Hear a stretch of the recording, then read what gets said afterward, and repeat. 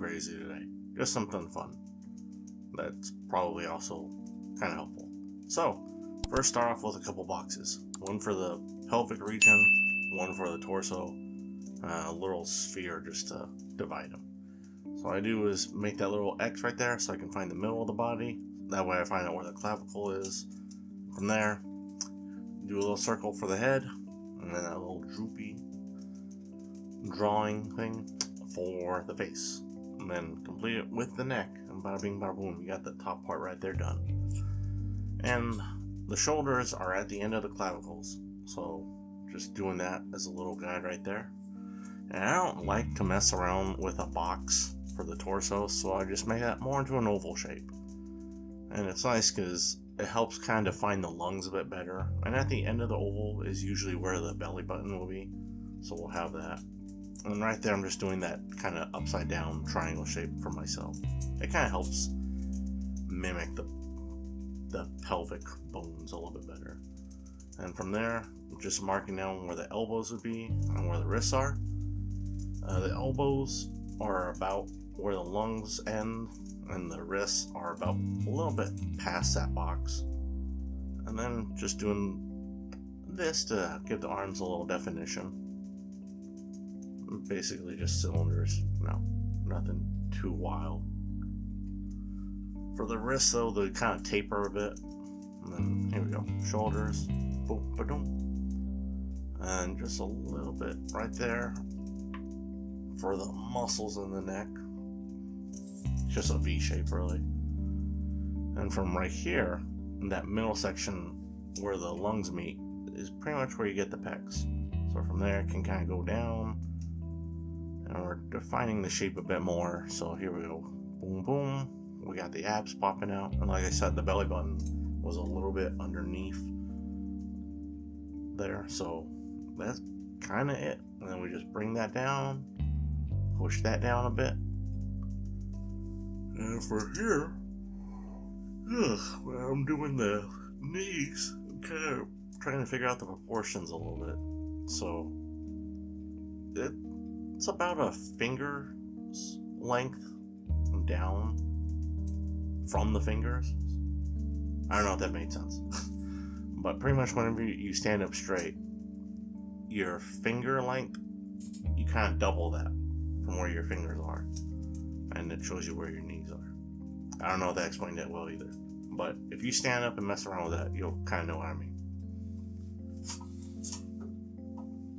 Anyways, from that, just do a couple more cylinders. And that's really all it is. That's basically it. I'm not going to get into like hands or feet right now. Just doing simple shapes to get the general idea.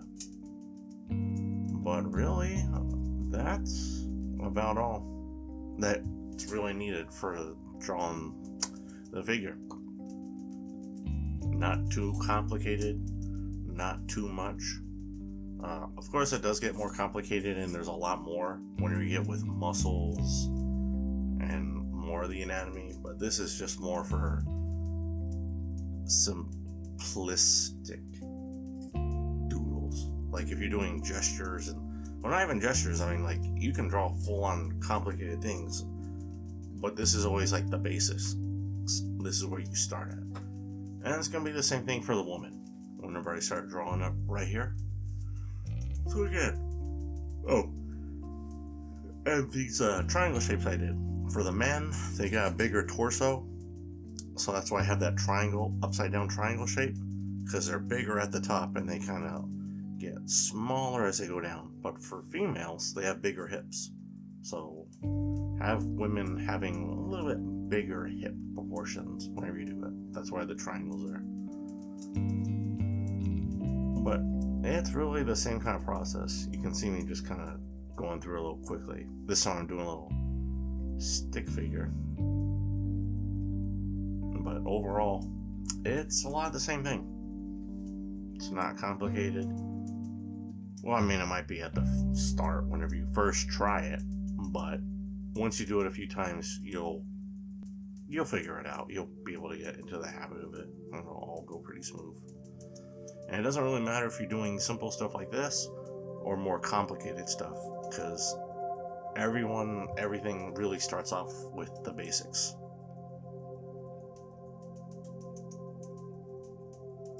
And it's just for women, once you get down to the lungs, instead of going kind of straight down like how it was for the guy, you kind of curve them out a bit and they kind of pop off. You know, give it more of that volume, that thickness, because women have more of the bigger hips. So that's like a big difference right there. And, well, obviously also, like, the breasts too. You'd have to have that, but it's not really a huge difference when you do these. As you can see, the figures are pretty much overall the same in a lot of areas. There's not a huge difference, not a whole lot of stuff going on, just simple doodle drawing.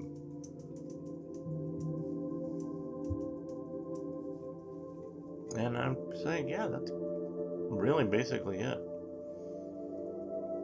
I'll do a couple more figures to show a little bit more examples of how this works in a real world scenario, I guess you would call it. And here we go. I'll finish with that. Okay, and for these, really it was just a few shapes. First we got this cylinder. You got the cylinder that kind of tapers down, and a sphere. And then really it was just the upside down triangle, that cone shape.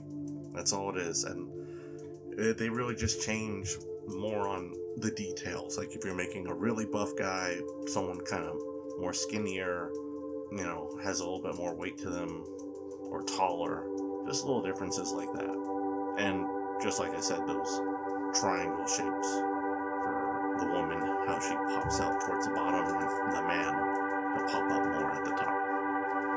And then here we go. Here are the little doodle examples that I talked about. Or maybe I didn't. I don't know. I'm messing around with recording. Anyways, here we go. See, we got the stick figure. Boom, ba-doom. Little stick lines just to get in the groove, find out where these shapes are going to be at. And so here we go. Even though it's a stick figure, you can still tell what's going to be popping up. So here we go. Just do a little blocking out for that, for the hands. Giving that some volume. Boom. The arm. And we got the shoulders. Just, you know, figuring this out as we go. And this is really all it is. Like, you look at a lot of the professional people making comics or doing like concept art for games and whatnot. Everyone does the same general kind of thing. Like, you know, people don't usually start off with this big old masterpiece at the start. Everyone just does simple little gestures, kind of get in the flow of things first. And then once you kind of have the general shape, then you can change the little specific details. See, there's a little triangle or a little cone. Don't really know what's going on, but oh, what do we know? Now we got that. The little cylinder. Now we got the thigh. And then bam, got the rest of the leg. And what do you know? That connects to the foot. Whoa. So there we go, see? So these shapes are really kind of all you really need to know. I mean, there's definitely a lot more. I'll have to show more stuff on like anatomy and whatnot. It's definitely really good to know the bones as well as the muscles, because that is what will make your characters pop out a lot more when you know that, to make things clearer. But if you can't do this, then it'll be a little more, you know, it'll be too complicated learning all that other stuff. So this is just to make things simplistic so it can flow better. Once you do this, then you can move on to the more complicated things. You know, then you can add more of those details and all that extra jazz, you know. But for now, just doing this for simplicity's sake, you know. trying to teach stuff what I know. Trying to do my best. We'll find out how well it does. But yeah, that's it. Just this. Same shapes over and over. Cylinders, cones, circles, and that oval shape. I'll go over more on how to do hands and feet later, as well as I said, like the muscles and the bones and everything. I won't make. I don't know if I'll get too into specifics. I'll try to keep them kind of boxy and blocked up. That way, it's still kind of easy to absorb because there's a lot of stuff, and it's definitely worth knowing. I would definitely say, like, just look up pictures of anatomy and trace over them. That'll really help you learn it. Whenever you trace it, though, don't just trace and be like, oh, I'm done. Trace it and then try to remember it. It'll really help you, well, remember. It'll help you remember a lot of this stuff. So that way, whenever you're drawing something and you're like, oh, this seems a little off, you can remember from that anatomy tracing. You can be like, oh, wait, this looks off because there should be a little bump right here. And you're not going to know why there's a bump there until you look at that anatomy book. Because you're like, oh, there's a bump because there's a bone popping out, or the muscles right there. So I'll help you with shading and more detailed stuff. So there we go. We got a guy and a woman. So I hope this was helpful in some way. If not, let me know. If it was, let me know as well. Trying to do some more videos soon. Alright, thanks everyone for watching, and bye-bye. Woo!